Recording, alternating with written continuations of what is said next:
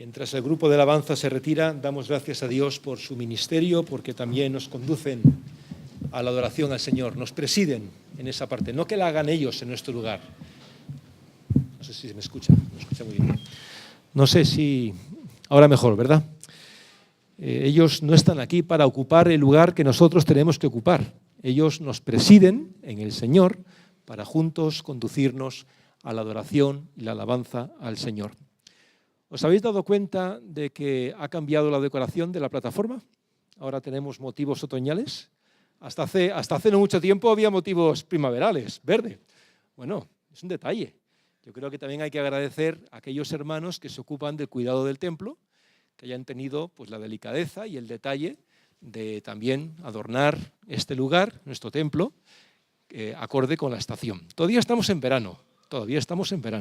Y yo me pongo la chaqueta porque estoy aquí, pero estamos todavía en verano.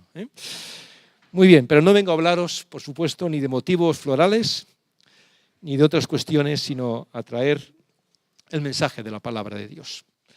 Y para eso os invito a que abramos nuestras Biblias en el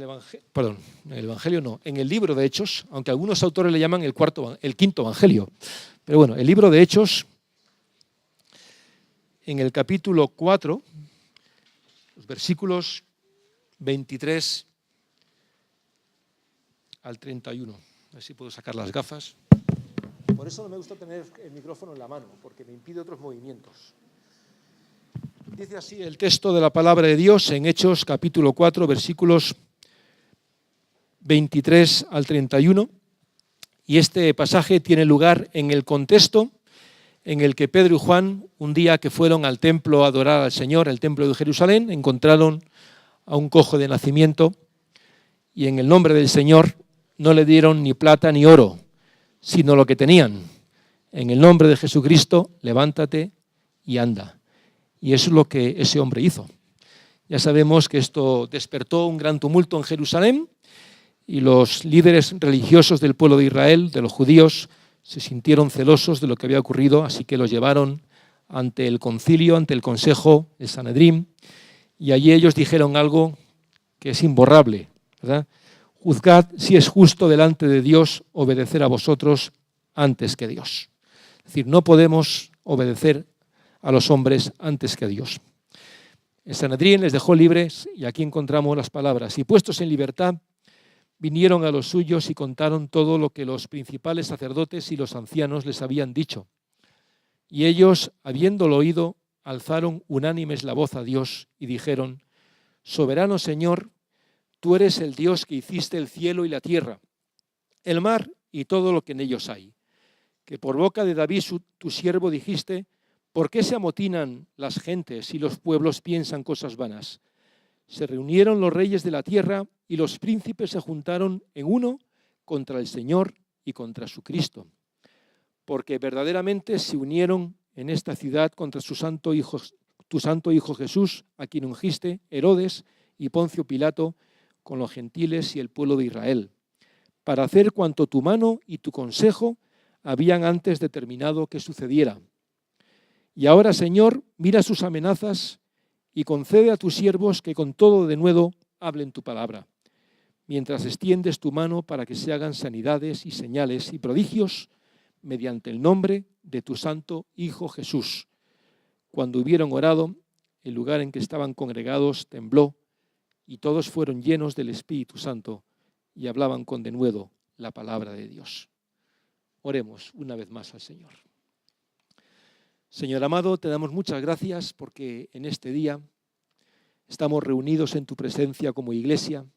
Venimos delante de ti, Señor, a adorarte, a rendirte nuestro culto y nuestra adoración, a honrar tu nombre, a proclamar a Jesucristo como Señor y nuestro Dios. Gracias, Señor, porque tú nos traes con un propósito, porque cada vez que entramos por estas puertas con latitud y alabanza, Señor, tú bendices nuestras vidas, tú afirmas nuestra fe, tú encaminas nuestro camino.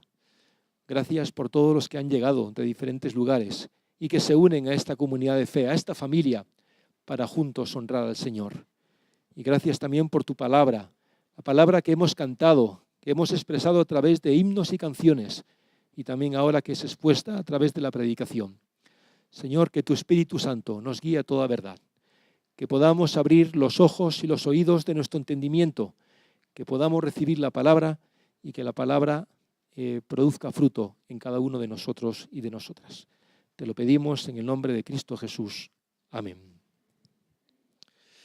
Sabéis que me gusta comenzar mis predicaciones tomando como referencia un hecho histórico. Y en esta mañana quiero hablaros de algo que aconteció en el año 1904 en el país de Gales, en Gran Bretaña.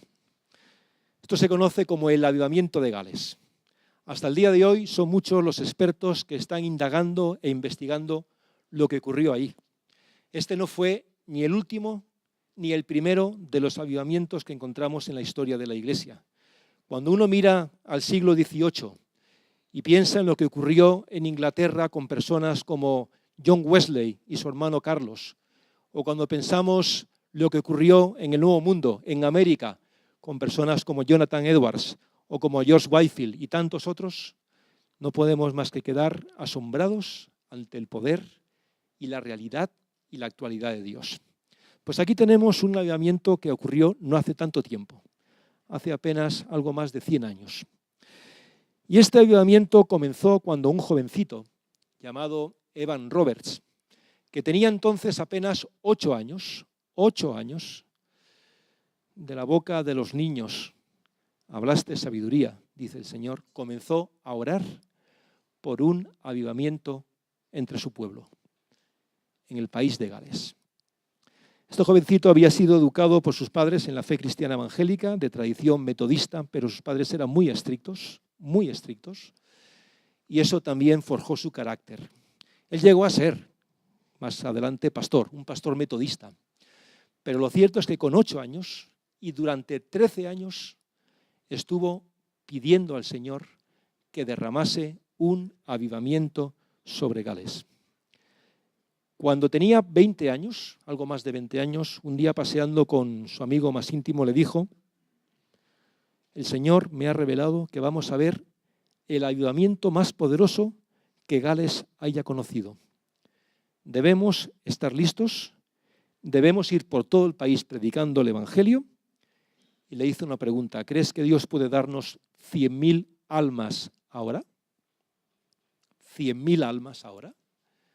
Su amigo le miró, un poco extrañado. Ya sabía que su amigo Evan era diferente a los demás. Cuando otros jóvenes de su edad se dedicaban a la fiesta y a la juerga, Evan prefería estar en su casa leyendo la palabra de Dios, orando. Lo cierto es que lo que ocurrió en Gales en el año 1904 es que en 6 meses, 100.000 personas se convirtieron a Jesucristo. Bueno, lo cierto es que este acontecimiento de tal magnitud, ocurrido en tan poco tiempo, despertó el interés de propios y extraños. La propia prensa de Gran Bretaña, en Inglaterra, incluso en Escocia, se hicieron eco de lo ocurrido.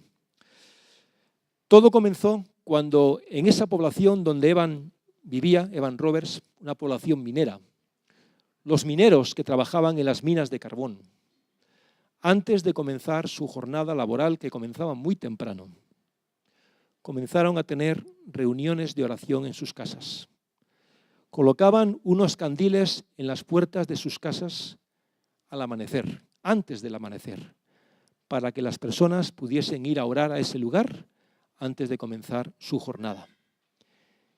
Y el avivamiento, que comenzó con la oración, empezó a extenderse por diferentes lugares. La gloria de Dios era palpable y las personas se convertían a Jesucristo. Así que los periódicos locales y a nivel nacional e incluso internacional empezaron a hacerse eco de estos acontecimientos.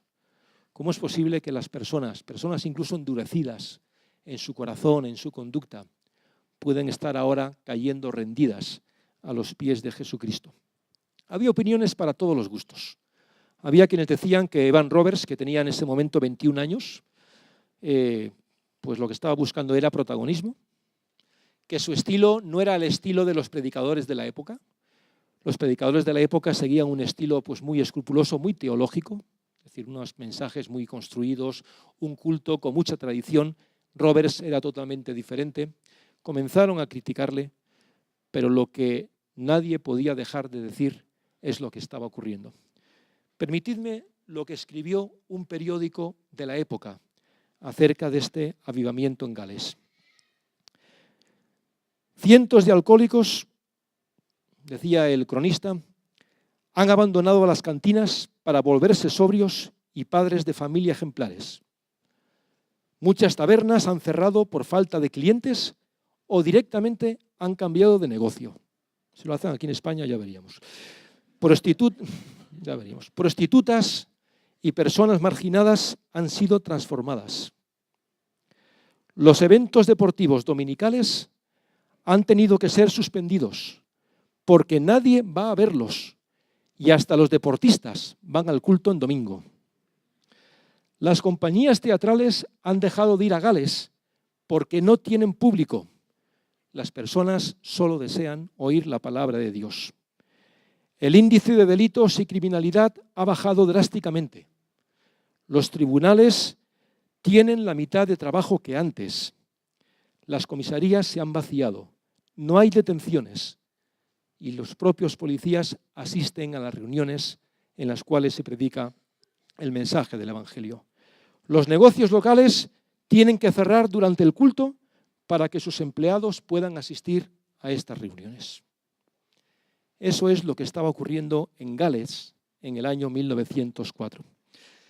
Algo más que pude leer en su momento, ¿no? Y me llamó la atención. Sabéis que en esa época, en las minas de carbón de Inglaterra, también en España y otros lugares, las vagonetas con el mineral de carbón que era extraído de las entrañas de la tierra era arrastrado en vagones metálicos, arrastrado por caballos.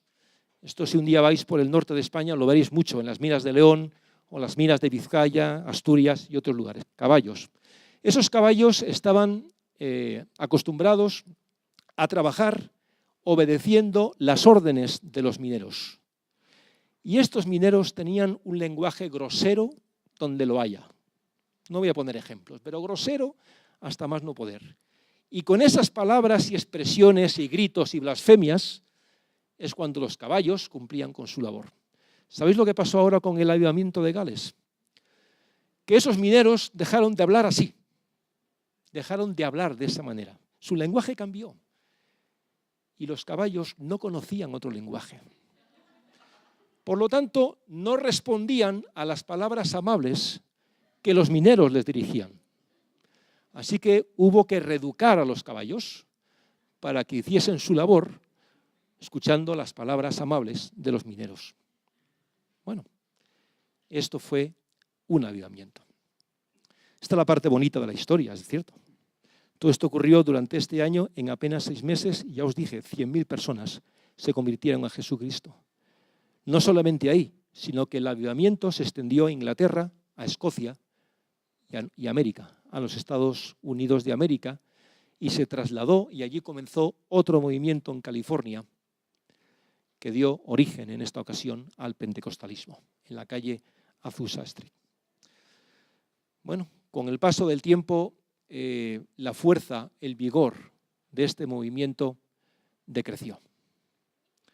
Evan Roberts, que sin duda era un hombre de Dios, un siervo de Dios, no hizo caso del sabio consejo de sus mayores, que le decían que tenía que descansar más y que huyese del protagonismo. Claro, el éxito, ya sabéis, nos envanece fácilmente. Y esto hizo que cayese en una profunda depresión por agotamiento, y que entonces tuviese que retirarse a un lugar donde abandonó su ministerio. Cuando la figura de Roberts desapareció, pues su lugar lo ocuparon otros, algunos realmente con un sincero deseo de ser instrumentos de Dios, otros, sin embargo, con otros intereses más espurios, y lo que comenzó siendo en Gales un gran avivamiento cayó en la extravagancia y el espectáculo. ¿Hasta qué punto? Pues que muchas personas que se habían convertido a Jesucristo en esos días llegaron a pensar si realmente se habían convertido, creyendo que habían sido engañados. Los hombres somos los que fallamos, no Dios. Y lo que Dios ha hecho es real. Y Dios transforma las vidas. Aún así, con todo esto, Aún así, el avivamiento marcó un hito en la historia de la Iglesia. La pregunta que nos hacemos es, ¿por qué tuvo lugar este avivamiento en Gales? Un pastor que vivió de cerca estos acontecimientos, escribió lo siguiente: pobre como se muestra la Iglesia hoy en día en tantas cosas, lo era más en cuanto a la oración. Teníamos muchas organizaciones, pero pocos penitentes, muchos espectáculos y actores, pero pocos orantes, muchos cantores, pero pocos corazones heridos, grandes pastores y débiles guerreros en Cristo, mucho aparato, pero poca pasión, muchos actuantes, pero pocos intercesores, muchos escritores, pero pocos luchadores. Fallando en esto, fallábamos en todo. ¿Por qué llegó el avivamiento? Porque el estado de la Iglesia lo reclamaba. Y uno dirá, bueno, ¿y por qué el avivamiento comenzó en Gales y no comenzó en Inglaterra o comenzó en Alemania, donde también había tantos cristianos? Incluso para esa época ya había cristianos evangélicos aquí en España, ya había comenzado la Segunda Reforma. Bueno, acordaos, la oración ocupó un lugar fundamental en todo este proceso y que las personas se compungieron, respondieron a la palabra de Dios que estaba siendo predicada. Por eso, pensando en esta historia, que a veces tengo en cuenta pensando en mis propios alumnos cuando les hablo acerca de la historia de la Iglesia, y esta mañana hay varios de ellos, me preguntaba, a raíz de estos acontecimientos en Gales en el año 1904, y también en lo que hemos leído en el libro de los Hechos de los Apóstoles acerca de lo que estaba ocurriendo con la Iglesia primitiva, con la comunidad que había en Jerusalén, porque esto que hemos leído, aunque se produce en un marco de persecución, sin embargo, eso trajo avivamiento, porque los creyentes, con todo denuedo, comenzaron a predicar la palabra de Dios a pesar de la oposición y de la predicación, y muchos fueron añadidos a la Iglesia en ese tiempo. Avivamiento. ¿Cuáles son las evidencias de un genuino avivamiento? Porque oramos mucho al Señor y pedimos a Dios que derrame avivamiento sobre su Iglesia, en España, en el mundo. Lo necesitamos. Sin duda alguna, lo necesitamos. A veces pensamos que avivamiento es cuando oímos de grandes hechos, de grandes milagros que ocurren aquí o acá. Mira, ahí está el avivamiento, porque hay milagros, cuando hay grandes manifestaciones. Se reúnen miles de personas. Bueno, quizás esos sean indicios de algo que Dios está haciendo. Pero el avivamiento tiene un contenido y un propósito mucho más profundo. ¿Sabéis? Por lo que leemos en la palabra de Dios y lo que vemos en la historia, un genuino avivamiento lo que trae es una nueva visión de la justicia de Dios. Una nueva visión de la justicia de Dios.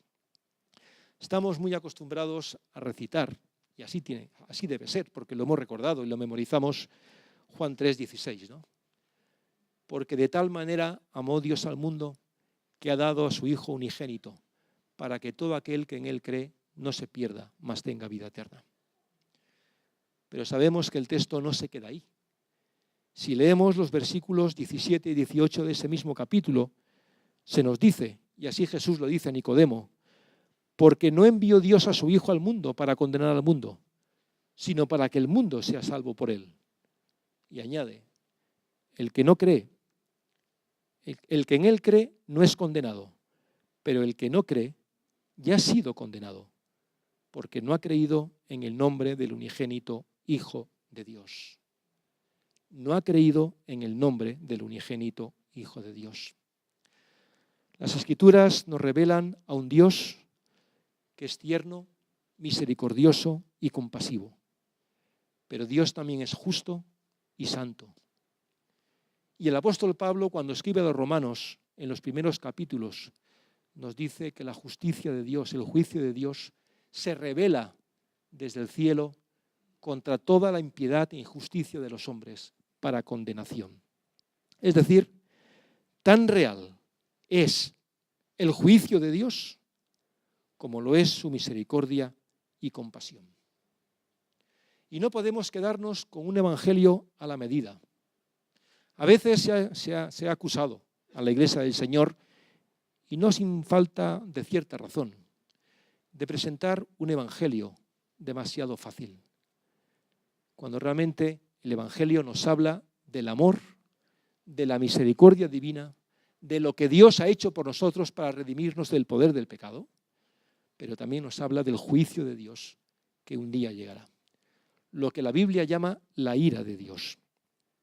Y esta realidad tan grande como el amor de Dios, lo que tiene que hacer en nosotros es movernos, motivarnos a proclamar el evangelio, a tomarnos en serio la salvación de las personas que todavía no conocen a Jesucristo, cercanas o lejanas, a tomarnos en serio esa realidad, porque está establecido para los hombres que mueran una sola vez y después de esto el juicio. Y me diréis, bueno, es cierto, es que llevamos años a veces predicando a nuestra familia, dándoles testimonio a nuestros amigos y compañeros y no obtenemos ningún resultado. No olvidemos que somos llamados a sembrar la palabra de Dios y que la siega pertenece a Dios. Pero mientras tengamos vida, hay un refrán que dice, mientras hay vida, hay esperanza. Y tenemos que seguir proclamando a Jesucristo, tomarnos en serio el hecho de que muchas de las personas con las que convivimos, nos relacionamos y somos, si no conocen al Señor, lo que les espera es la condenación eterna. Precisamente los mensajes que eran predicados en este tiempo en Gales, como también en otros lugares cuando ha habido avivamientos a través de la historia, inciden en el hecho de la oferta de Dios de salvación en Jesucristo. Pero recordamos las palabras del Señor. El que no cree ya ha sido condenado, porque no ha creído en el nombre del unigénito Hijo de Dios. Un genuino avivamiento también lo que trae es una nueva visión del pecado. Las personas que escucharon el mensaje de la palabra de Dios de boca de Roberts en Gales y de otros predicadores, se nos dice que tenían una profunda convicción de pecado. El mensaje que escuchaban les llevaba a esa profunda convicción de pecado. Y es que esto es lo que produce un verdadero avivamiento espiritual. Un sincero arrepentimiento y un sincero reconocimiento de nuestra indignidad delante de Dios. Y sabéis, cuanto más indignos nos sentimos delante de Dios, cuanto más evidente es nuestra condición de separación de Dios y de las consecuencias del pecado, el estrago del pecado en nuestra vida, cuanto más conscientes somos de estos, más el Señor puede transformarnos y convertirnos en sus instrumentos. Recordemos, si no, el ejemplo de Isaías. ¿Recordáis el profeta Isaías cuando en el capítulo 6 del libro que lleva su nombre entró en el templo de Dios en un tiempo oscuro, en un tiempo incierto de inseguridad política? Cuando tuvo la visión de la majestad de Dios, lo primero que reconoció es que él era un pecador, que sus labios eran indignos y que no tenía derecho a estar en la presencia de Dios hasta que éste purificó simbólicamente su pecado. E Isaías se convirtió en instrumento de Dios para llevar a su pueblo al reencuentro con su Dios y Señor. Podemos hablar de otros casos. Tenemos el caso de Job, del cual se nos dice en el libro que lleva su nombre, que Job desde el primer día intentó ser fiel a Dios. Sin embargo, le sobrevinieron todo tipo de amarguras y de males. Hasta que al final Job dice que tiene que derramar su amargura delante de Dios. Pero cuando finalmente interpela a Dios y Dios le responde y Dios recuerda a Job quién es él y quién es Dios, cuando Job se da cuenta de que hay una distancia tremenda entre Dios y él porque su pecado separa, trae separación, tiene que decir las palabras que leemos en el capítulo 42, versículo 6. Por tanto, me aborrezco y me arrepiento en polvo y cenizas. ¿Cuál fue el resultado de esta actitud? Que Dios restauró a Job y lo convirtió en instrumento de bendición y de adoración. ¿Recordamos al apóstol Pedro? Cuando después de contemplar la pesca milagrosa que el Señor Jesús había obrado, cayó delante de él y le dijo: apártate de mí, Señor, porque soy hombre pecador. ¿Cuál fue la respuesta de Jesús? Ven, Pedro, que yo te haré pescador de hombres. Precisamente el avivamiento trae esa convicción de pecado. Muchas veces oímos y leemos acerca de lo que somos. Los que llevamos mucho tiempo en el Evangelio, quizás pensamos, ¿no?, que llevamos mucho tiempo escuchando esto, que somos pecadores. Pero olvidamos también qué implica que somos pecadores. Redimidos, justificados por la sangre de Jesucristo, pero en definitiva pecadores.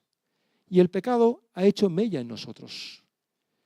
Y cuando nos enfrentamos a la realidad del Evangelio, cuando nos enfrentamos a la realidad de lo que Dios ha hecho por nosotros, es cuando el Espíritu Santo trae en nosotros esa convicción de pecado y es la que produce que podamos acudir ante el Señor arrepentidos, rogando su perdón y su restauración. Y es que un verdadero avivamiento lo que también extrae es arrepentimiento, fe y nacimiento espiritual. ¿Recordáis lo que hemos leído acerca de lo ocurrido en Gales? Cómo las personas se arrepentían de sus pecados, cómo por medio de la fe acudían a Jesucristo y cómo experimentaban ese nuevo nacimiento. Eran restauradas, eran transformadas. Incluso personas en la condición más miserable que podamos imaginarnos. Y es que el Espíritu Santo no distingue entre unos y otros. Todos necesitamos de la cruz de Cristo. Todos necesitamos conocer y experimentar el perdón de Dios. Y lo que estaba ocurriendo es que la gracia del Señor cayó sobre un pueblo. Y en ese pueblo había tantas personas que otros despreciaban, que sin embargo ahora descubrieron lo que implicaba el amor y el perdón de Dios. El mismo Señor Jesucristo, cuando inició su ministerio, y lo leemos en Marcos capítulo 1, versículo 15, predicaba acerca de la necesidad del arrepentimiento y del nuevo nacimiento para entrar en el reino de Dios. Cuando tuvo su encuentro con Nicodemo, aquel doctor de la ley, aquel hombre tan erudito y tan versado en las Escrituras, el Señor le dice: Nicodemo, te es necesario nacer de nuevo si quieres entrar en el reino de Dios. Nicodemo no lo entendía muy bien y Jesús se lo explicó. Te es necesario nacer de nuevo. No de la carne, sino en el Espíritu, el nuevo nacimiento.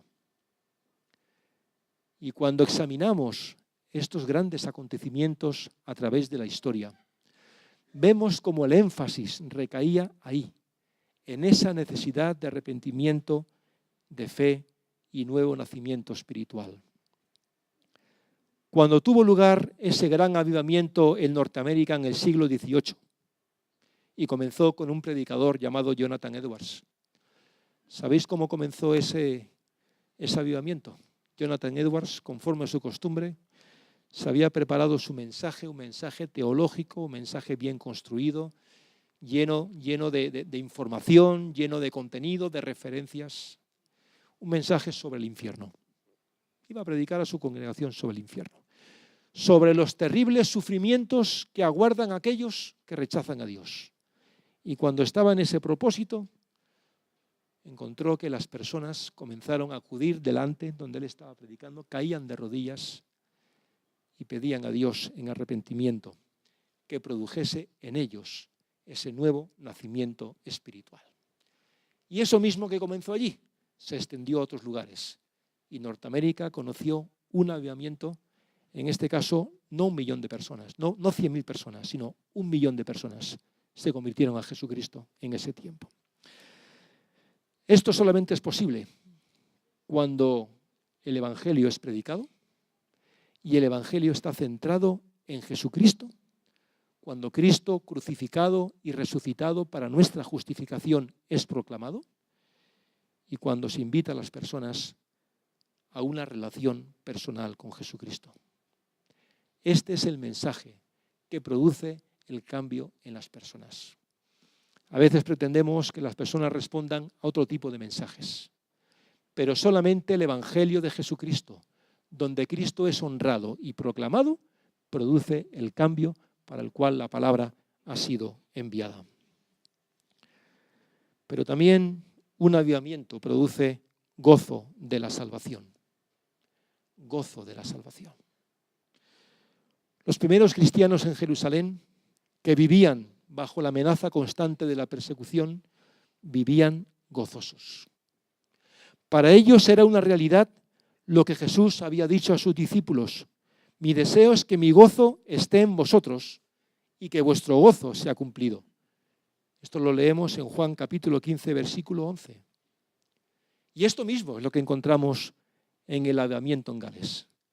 Había gozo en las personas, en aquellas personas que habían experimentado el perdón de Dios, que se habían arrepentido de sus pecados. Había gozo.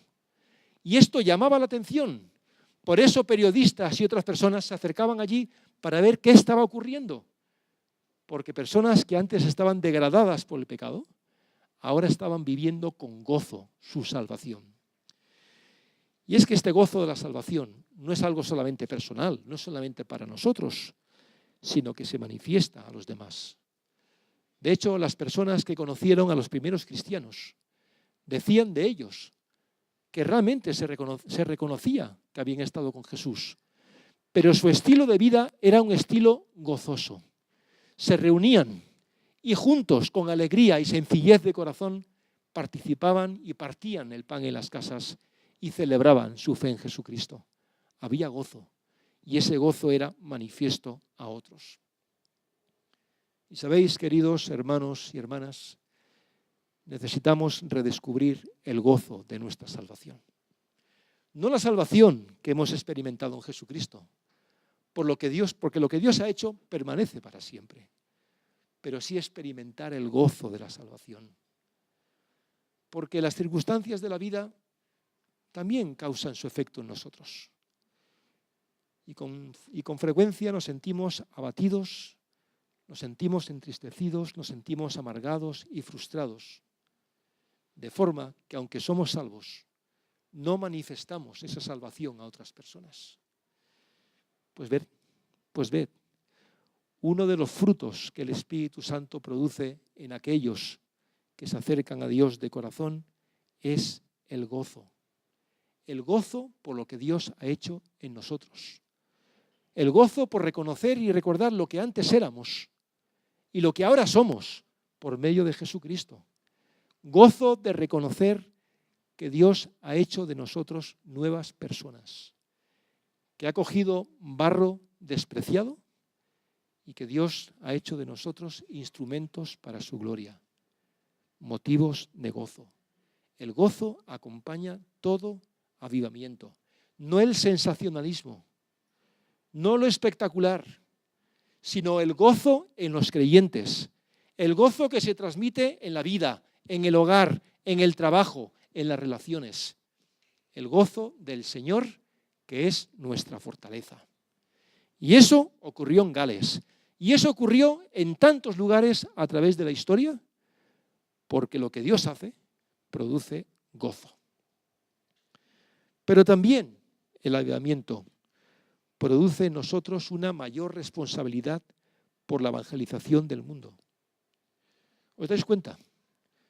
Cuando aquellos primeros cristianos reunidos en aquel lugar donde se reunían, en el aposento alto posiblemente, o en la casa de la madre de Juan Marcos, cuando hubieron orado, cuando hubieron expuesto delante de Dios su preocupación por lo que estaba ocurriendo, cómo las autoridades iban a hacer todo lo posible por frenar el avance del Evangelio, dice que cuando esto ocurrió, el lugar en que estaban congregados tembló y fueron llenos del Espíritu Santo.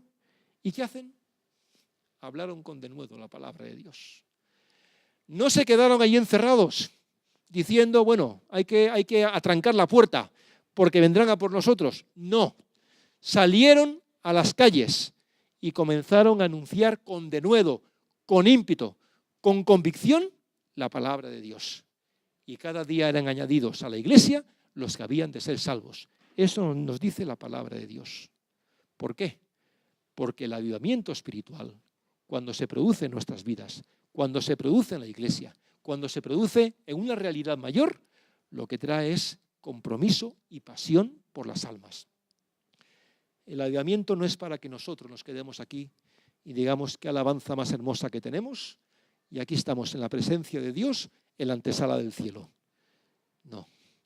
Lo que el Espíritu Santo produce en nosotros es interés y deseo de que otros compartan con nosotros la misma experiencia de salvación.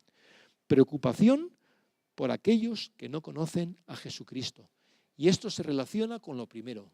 Cuando somos conscientes de la realidad del juicio de Dios, los creyentes lo que hacemos es proclamar la justicia de Dios.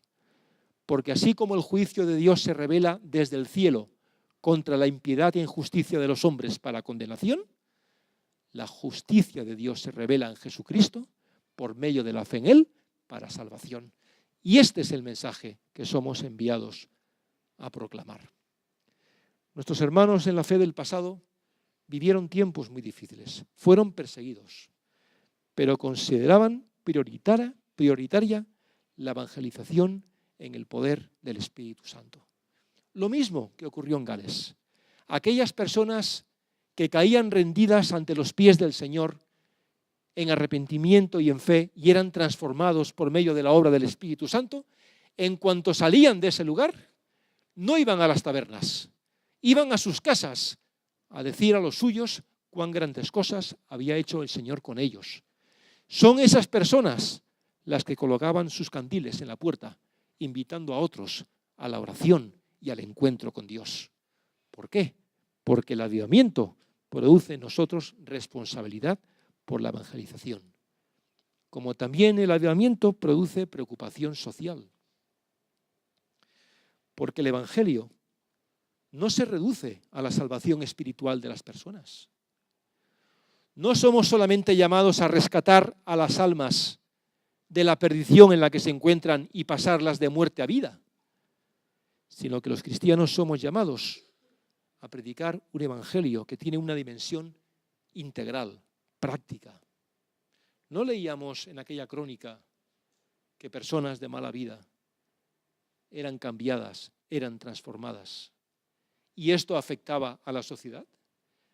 Tabernas cerradas, deportes en domingo ya no se celebraban y tantas otras cosas más que estaban ocurriendo. ¿Nos damos cuenta de eso?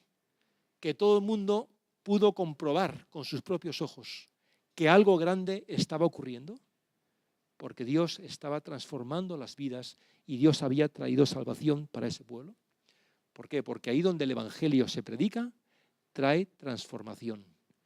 Y desde este púlpito habéis escuchado en varias ocasiones cómo el Señor nos considera levadura que leuda la masa. Dios nos ha introducido en el mundo, nos ha introducido en la sociedad, para que ahí donde estemos como cristianos y cristianas, seamos agentes de transformación. Y si eso no se produce, la levadura no sirve para nada. Donde hay un cristiano y una cristiana, tiene que haber transformación, comenzando con nuestros hogares. Tiene que notarse, como se notó en aquella ocasión y como se notaba en los primeros días del cristianismo. Porque donde estaban los cristianos, las cosas cambiaban. Y cambiaban de una manera maravillosa, natural. Porque el poder de Dios fluía a través de las vidas de los cristianos para salvación y bendición de otros. Pero sí, el genuino avivamiento espiritual nos conduce a una entrega desinteresada a los demás. Y eso es lo que ocurría. los cristianos se entregaban a otros, incluso a las personas en situación peor que podamos imaginar. Las personas más degradadas y depravadas también eran sujeto del poder de Dios. ¿Por qué? Porque el Evangelio no conoce de barreras. Dios no hace acepción de personas. Y doy gracias a Dios porque nuestra Iglesia se preocupa de personas de toda condición. Todos somos invitados a un encuentro personal con Jesucristo, independientemente de quiénes seamos y de dónde vengamos y cuál sea nuestra posición. Y por supuesto, un verdadero avivamiento lo que produce también son expresiones de dones espirituales y de fruto del Espíritu Santo. Y sí, en Gales ocurrió lo mismo. Hubo milagros y sanidades. Y estoy hablando de iglesias o denominaciones nada sospechosas de buscar esto. Pero se producía porque el mensaje del Evangelio era acompañado de señales y prodigios, como aquellos primeros cristianos pidieron a Dios. Que cuando predicasen el Evangelio, señales y prodigios confirmasen que ellos eran enviados por Dios. Y así ocurrió. Ocurrió en ese momento, ocurrió a lo largo de la historia y ocurrirá cada vez que un avivamiento venga de Dios y no provocado por nosotros, sino cuando venga de Dios. Porque cuando hay avivamiento no hay vidas ordinarias. Hay un cambio en cada uno de nosotros y las vidas de los creyentes tienen que diferenciarse claramente de aquellos que no lo son. Claramente. Cuando el Señor derrama de su gracia sobre nosotros, cuando vivimos en plenitud la vida cristiana, cuando vivimos nuestra salvación con gozo, esto marca diferencia. Y los cristianos somos llamados a marcar diferencias con aquellos que no creen. No a seguir la corriente de este mundo, sino a marcar diferencia, que se note lo que somos como cristianos y nos cueste lo que nos cueste. Al igual que aquellos primeros cristianos estaban dispuestos a pagar el precio que fuese falta con tal de vivir a Jesucristo y manifestar lo que Dios había hecho con ellos. Dones y el fruto del Espíritu Santo. Lo cierto es que en el avivamiento los dones y el fruto del Espíritu Santo fluyen con naturalidad y espontaneidad dentro del orden que debe caracterizar al pueblo de Dios. Hay lugar para la obra del Espíritu Santo. ¿Quiénes somos nosotros para decir que Dios actuó de una forma determinada en los primeros tiempos del cristianismo y ya no va a volver a hacerlo? Esto incluso en teología tiene un nombre, el cesacionismo. Eso de que la obra del Espíritu Santo, esos milagros y prodigios que se produjeron, era solamente para la iglesia primitiva, es que me emociono, para la iglesia primitiva. No, si Dios es el mismo ayer, hoy y por los siglos, ¿quiénes somos nosotros para decir que Dios actúa así o actúa así? Dios lo hará como quiera, donde quiera y cuando quiera. ¿No es así? Bueno, pues así fue. Pero fijaros que la manifestación de esos dones y la manifestación del fruto del Espíritu Santo no fue para que unos se creyesen mejores que otros, sino para que Cristo fuese honrado y proclamado. Ese fue el propósito, que el poder de Dios había descendido sobre Gales y sobre la iglesia primitiva. Esa era la evidencia. Y mirad, los milagros pasaron. Pasaron los meses y eso se desvaneció. Pero sin embargo lo que quedó fueron las vidas de miles de personas que siguieron confiando en Jesucristo y fueron elemento de cambio en sus comunidades y en sus iglesias. Y sobre todo, un verdadero arrepentimiento, lo que produce es una renovada sumisión al Señor. Porque cuando somos interpelados por la palabra de Dios, cuando somos convencidos por el Espíritu Santo de pecado, de juicio y de justicia, el Espíritu Santo nos guía a toda verdad y nos guía la palabra de Dios y abre nuestros ojos, nuestro entendimiento a la revelación de Dios para nosotros. Personas en aquella época sencillas, humildes, encontraban en la palabra de Dios el alimento para sus vidas, descubrían las profundidades de la revelación y lo aplicaban a cada uno de ellos. Y también lo que hicieron fue redescubrir su vida interior, su vida espiritual, su vida de oración. La oración ocupó un lugar preeminente en todo lo que estaba ocurriendo. La oración que se hacía en las casas, en las familias, en las iglesias, en las minas, en todo lugar. La oración que vemos en la iglesia primitiva.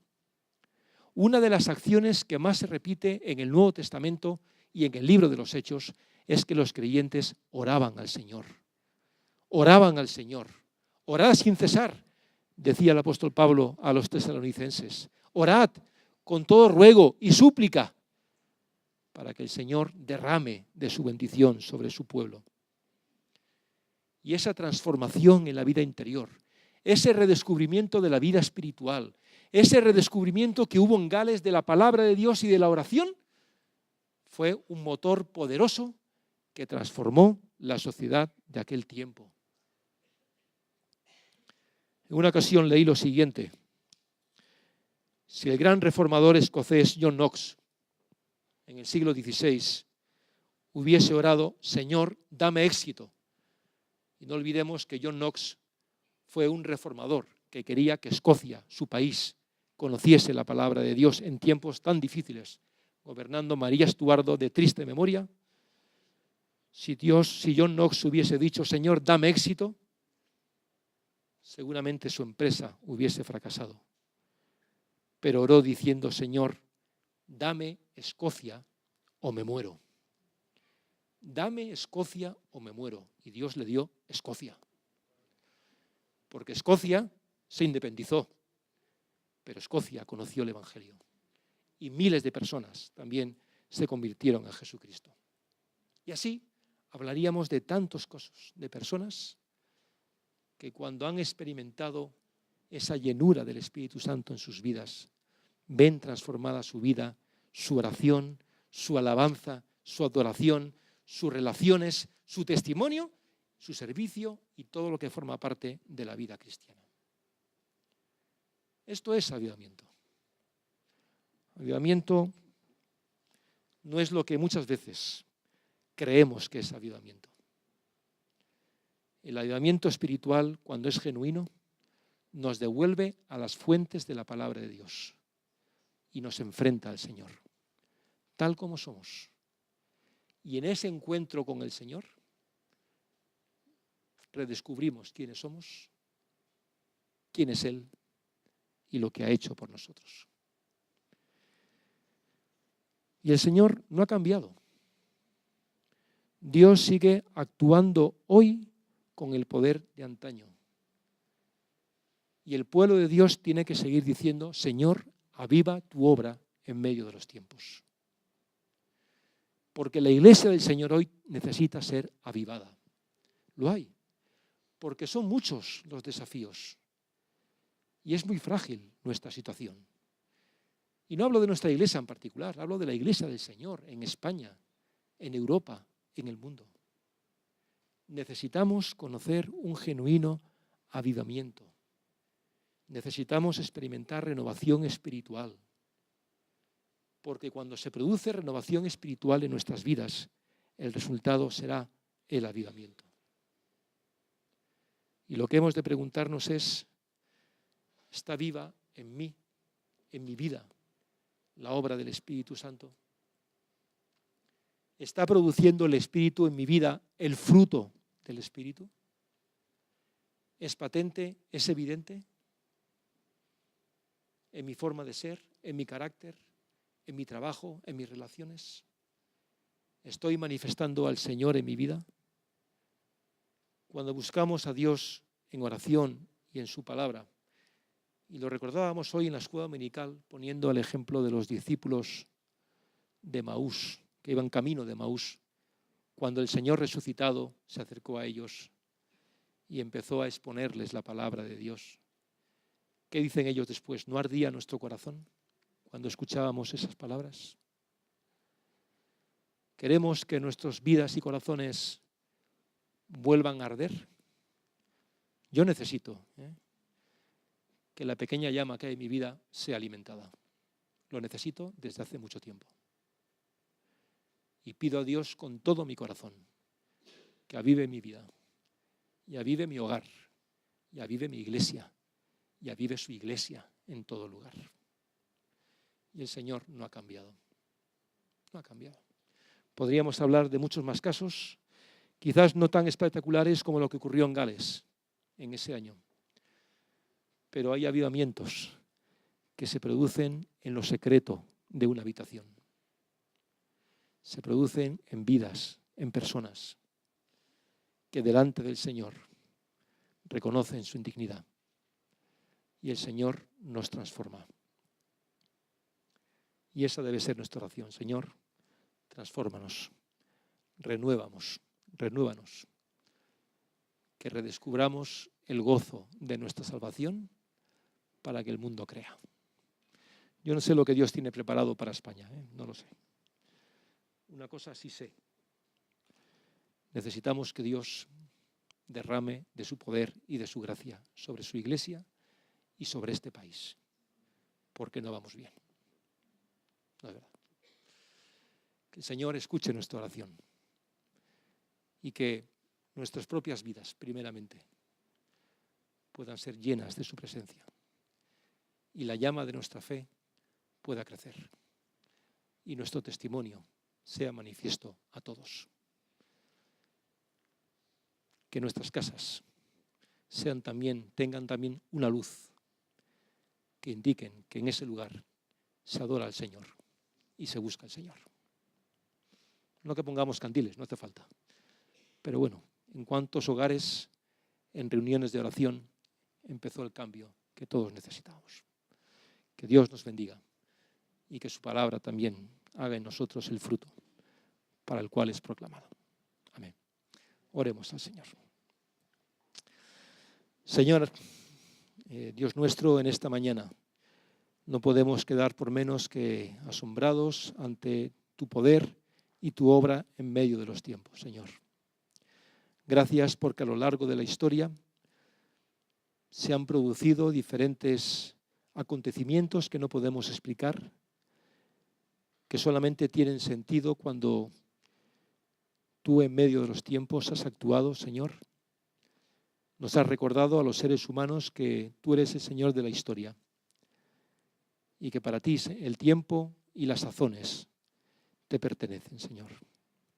Gracias por lo que ocurrió hace tanto tiempo en Gales y por lo que ha ocurrido en tantos otros lugares a través de la historia. Gracias por las vidas transformadas. Gracias por las personas que pasaron de condenación, de muerte a vida, que han experimentado tu salvación, tu amor, tu gracia en sus vidas.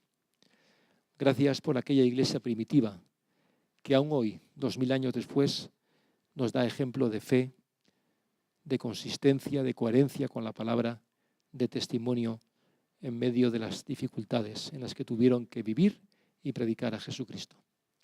Señor, nuestra oración hoy es que tú avives nuestras vidas, que avives nuestra iglesia, que avives a tu pueblo en esta generación, para que el mundo pueda creer, para que las personas que no te conocen puedan comprobar que si alguno está en Cristo, nueva criatura es, y que ese testimonio, Señor, pueda llevar a tantas personas a acercarse a Jesucristo, nuestro único y suficiente Salvador, y por medio de la fe en Él, experimentar el perdón y la restauración que tú nos prometes en tu palabra. Señor, que ese avivamiento sea algo genuino, que lo descubramos en lo más íntimo de nuestro corazón y que se contagie unos a otros, Señor, como el fuego se contagia de un lugar a otro y se extiende de forma imparable. Señor, que en este tiempo difícil que vivimos también en nuestro país, a tantos niveles y en tantos lugares, tu iglesia esté lista, esté despierta, sea potente, sea fiel en su testimonio. Que los cristianos, Señor, ahí donde estemos, marquemos una diferencia por nuestra forma de ser y de comportarnos y de vivir el Evangelio. Señor, que tu palabra nos hable a cada uno según necesitamos. Señor, que la oración alimente nuestras vidas y que de rodillas delante de ti, Señor, podamos confesar nuestro pecado, nuestra autosuficiencia y recordar que sin ti nada somos, pero contigo de nuestro lado somos más que vencedores. Señor, te encomendamos nuestras vidas y esperamos en ti, Señor. Avívanos, avívanos para gloria de Jesucristo, Señor nuestro. Amén.